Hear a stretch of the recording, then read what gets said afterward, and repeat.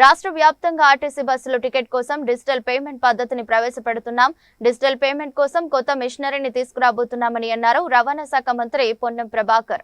ప్రాంత ప్రజలకు అదే విధంగా ప్రతి పౌరుడు ఉపయోగించుకునేటువంటి ఆర్టీసీ సంస్థలో కొన్ని రిఫార్మ్స్ తీసుకొచ్చే భాగంగా పెరుగుతున్నటువంటి సాంకేతికతను ఆధారంగా చేసుకొని ఐటీ మిషన్స్ అంటే క్రెడిట్ కార్డు కానీ లేదా ఇతరత్ర ఏదైతే డిజిటల్ పేమెంట్స్ ద్వారా ట్రాన్సాక్షన్ చేసేటువంటి అంశం ఉందో దాన్ని బస్సులో ప్రయాణించే వాళ్ళు ఉపయోగించుకునేటువంటి విధంగా కొత్త యాప్ తోటి కొత్త మిషనరీ తోటి ఈ యొక్క కార్యక్రమం తీసుకోవడం జరిగింది.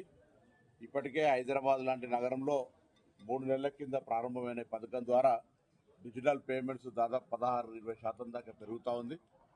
తెలంగాణలో ఇప్పటికే దాదాపు 9-10 వేల బస్సులు 6,000 బస్సుల పైన ఈ డిజిటల్ పేమెంట్ సిస్టమ్ కానీ అదేవిధంగా ప్యాసింజర్కు డెస్టినేషన్ ఇచ్చేటువంటి విధానం లోపల ఎటువంటి డిస్టర్బెన్స్ లేకుండా తొందరగా టికెట్ ఇచ్చేటువంటి విధంగా పంచుకొట్టడము వాటికి వీటికి ఆ మాన్యువల్ కాకుండా టెక్నికల్ సిస్టమ్ లోపల కన్వీనియన్స్ అండ్ అకౌంటబిలిటీ ఉండాలంటే దానికి సంబంధించిన డాటా అంతా కూడా హెడ్ ఆఫీస్లో సింక్రనైజ్ అయ్యి ఎప్పటికప్పుడు బస్సులో ఎంతమంది ప్యాసింజర్స్ ఉన్నారు, ఎక్కడి దాకా వెళ్తా ఉన్నారు, రెవెన్యూ ఏంది అనేది అంతా కూడా ఆన్లైన్ చెక్ చేసుకునే సిస్టమ్ లోపల ఈరోజు ఆర్టీసీని వ్యవస్థీకరించడం జరిగింది.